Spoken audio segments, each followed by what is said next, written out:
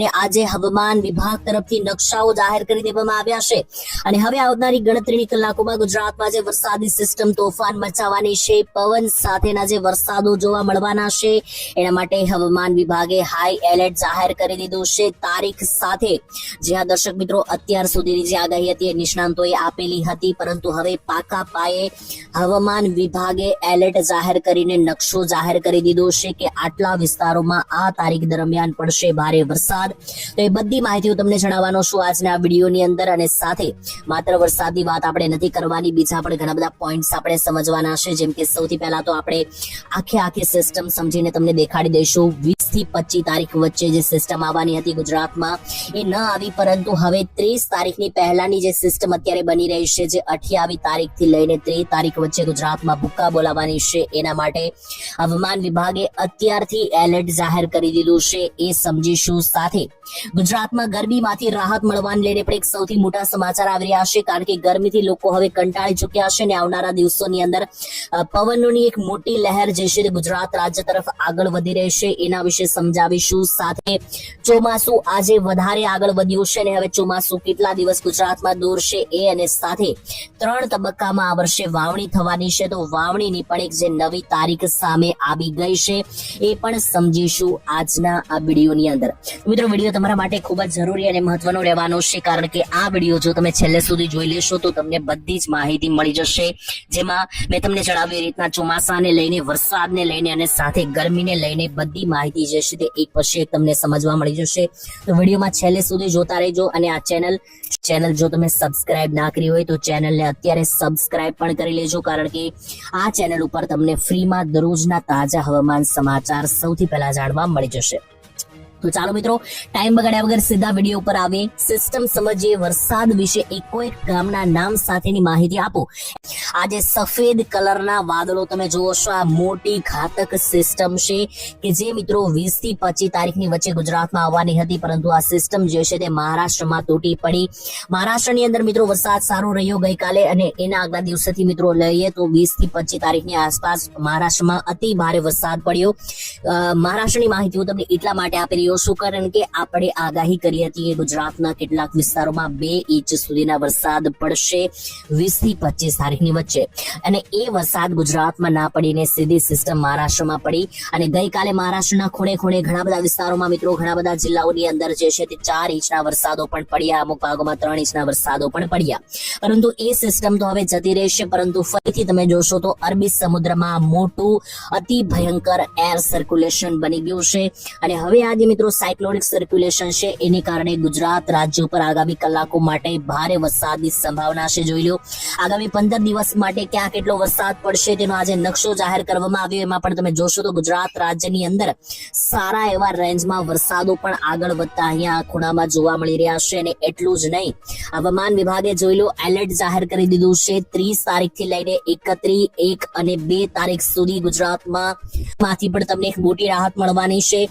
જી હા મિત્રો, ગરમી કયા જિલ્લાઓમાં કેટલા દિવસ સુધી રહેવાની છે એના માટે હવામાન ખાતા એક નકશો જાહેર કર્યો છે, જેમાં દેખાડી દઉં તો જોઈ લો, આ 26 તારીખનો નકશો છે, ત્યાર પછી આ 27, આ 28 તારીખ, આ 29, 30, 31 અને 1 તારીખ સુધીનો આ નકશો જે છે તે હવામાન વિભાગ તરફથી જાહેર કરવામાં આવ્યો છે. ત્યારે આ જે નકશો જાહેર કર્યો છે મિત્રો, અહીંયા તમે રૂબરૂ લાઈવ જોઈ શકો. ત્યારે આ નકશાને આધારે તમને સમજાવીને માહિતી આપું તો ગરમી જે છે તે માત્ર સૌરાષ્ટ્રના દરિયાકાંઠાના વિસ્તારમાં જ રહેવાની છે. તો અહીંયા મિત્રો જણાવી દઉં, તારીખ 28 સુધી ગુજરાતમાં સૌરાષ્ટ્ર અને કચ્છમાં ગરમી જોવા તમને મળવાની છે, એટલે કે 27 અને 28 તારીખના રોજ સૌરાષ્ટ્ર અને કચ્છમાં ગરમી જોવા મળશે.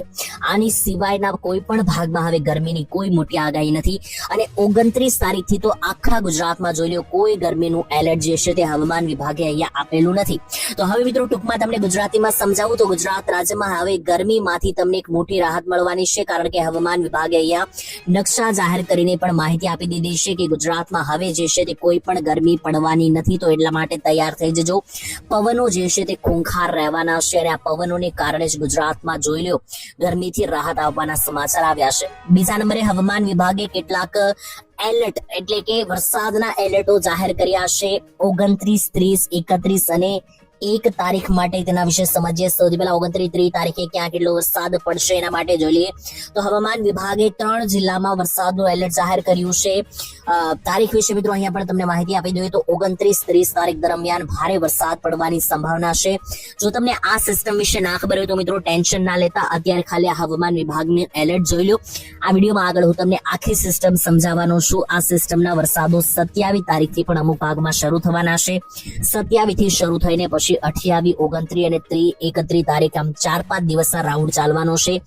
એમાં હવામાન વિભાગની માહિતી પહેલા આપણે અહીંયા જોઈ લઈએ જે પાકા પાયા આવી છે ને ત્યાર પછી આગળ હું તમને 27 તારીખથી જે અસર શરૂ થવાની છે એ પણ તમને સમજાવવાનું છું. તો અહીંયા હવામાન વિભાગે 29-30 તારીખ માટે જે નકશો જાહેર કર્યો છે એની અંદર સાબરકાંઠા, અરવલ્લી અને મહીસાગર જિલ્લામાં વરસાદનું હાઈ એલર્ટ આપવામાં આવ્યું છે. ત્યાર પછી 31 તારીખ માટેનો જે નકશો છે એ પણ જોઈ લો. તો એની અંદર જોશો તો સાબરકાંઠા, અરવલ્લી, મહીસાગર, પંચમહાલ અને દાહોદની અંદર વરસાદનું હાઈ એલર્ટ આપવામાં આવ્યું છે. ત્યાર પછી 1-2 તારીખની અંદર જે નકશો છે એટલે કે આગામી 1 અને 2 તારીખ દરમિયાન ક્યાં કેટલો વરસાદ પડશે એના માટે હવામાન ખાતાએ જે નકશો બહાર પાડ્યો છે એની અંદર અમરેલી, ભાવનગર, બનાસકાંઠા, સાબરકાંઠા, અરવલ્લી, મહીસાગર, પંચમહાલ, છોટાઉદેપુર અને દાહોદ આ બધા જિલ્લાઓ માટે વરસાદનું અહીંયા જે છે મિત્રો હાઈ એલર્ટ અહીંયા આપવામાં આવ્યું છે. તો આ તો મિત્રો હવામાન વિભાગની માહિતી થઈ ગઈ, પરંતુ સિસ્ટમ પાકા પાયે તમને અહીંયા હું તમને આ નકશામાં સમજાવવાનો છું કે જેનાથી તમને તમારા જિલ્લા વિશે અને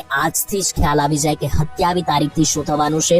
તો 27 તારીખ અને બુધવારનો દિવસ ગુજરાત રાજ્યમાં વહેલી સવારથી બપોર પછીથી લઈને મોડી રાત સુધી મિત્રો જે છે તે કેવું વાતાવરણ જોવા મળશે પહેલા સિસ્ટમ સમજી લઈએ. તો અત્યારે મિત્રો જોશો તો આખા દેશ ઉપર 3 મોટી સિસ્ટમો તબાહી મચાવી રહી છે. એમાં જોશો તો પહેલી સિસ્ટમ છે અરબી સમુદ્રની સિસ્ટમ અહીંયા જોઈ લો લાઈવ.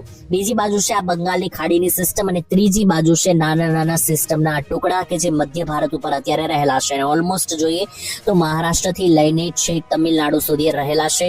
હવે આની અંદર આપણું ગુજરાત ક્યાં રહેલું છે તો ગુજરાત મિત્રો આ ગુલાબી સર્કલમાં રહેલું છે. તો હવે અહીંયા જોશો તો મિત્રો 3 સિસ્ટમ તમને સમજાવું. તો પહેલા અરબ સાગરની સિસ્ટમ સમજાવી દઉં. તો આ મિત્રો જોઈ લો આ અરબ સાગરની સિસ્ટમ છે, પરંતુ અરબ સાગરની સિસ્ટમ સમય જતા આ બાજુ ગુજરાત તરફ ના જવાને બદલે આ રીતની ઓમાન તરફ જઈ રહી છે, જેથી અરબ સાગરની સિસ્ટમને કારણે ગુજરાતમાં કોઈ મોટા વરસાદની સંભાવના નથી. બીજા નંબરે સમજીએ તો આજે મધ્યમાં રહેલી સિસ્ટમ છે એને કારણે ગુજરાતમાં વરસાદ પડી શકે, કારણ કે આજે મધ્યમાં સિસ્ટમ છે તે આ રીતની ગુજરાત તરફ આગળ વધી રહી છે અને એની પણ પાછળ તમે જોશો તો એની પાછળ રહેલી જે સિસ્ટમ છે ખાસ કરીને આ મિત્રો બંગાળની ખાડીની સિસ્ટમ એને કારણે પણ આ રીતની મિત્રો જે છે તે આ સિસ્ટમ આગળ વધી રહી છે, જેથી બંગાળની ખાડી અને આ બાજુની મિત્રો આ જોઈ લો આખી જે આ સિસ્ટમ છે આ સિસ્ટમને કારણે જે છે તે ગુજરાત રાજ્યમાં વરસાદની આગાહી છે, કારણ કે આ સિસ્ટમ ધીમે ધીમે આ રીતની આગળ વધશે અને અહીંયા ગુજરાતમાં જ્યારે પહોંચશે, અહીંયા જોઈ લો આપણું ગુજરાત અહીંયા રહેલું છે, ગુજરાતમાં પહોંચશે 28 તારીખની આસપાસ. એટલે 28 તારીખથી જ તમને ગુજરાત રાજ્યમાં જે છે તે વરસાદી વાતાવરણ બની ગયેલું જોવા મળશે અને ધીમે ધીમે ત્યાર પછી મિત્રો એ વરસાદમાંથી 29-30 તારીખ દરમિયાન તો મિત્રો એ વરસાદનો રાઉન્ડ અતિ ભયંકર બની જતો પણ આપણને અહીંયા જોવા મળી રહ્યો છે. અને ગઈકાલે પણ જે નકશાઓ સામે આવ્યા હતા એમાં પણ મિત્રો મેં તમને માહિતી આપી હતી અને અત્યારે ફરીથી જે નકશાઓ સામે આવી રહ્યા છે એ અનુસાર પણ ગુજરાત રાજ્યની અંદર એક ભયંકર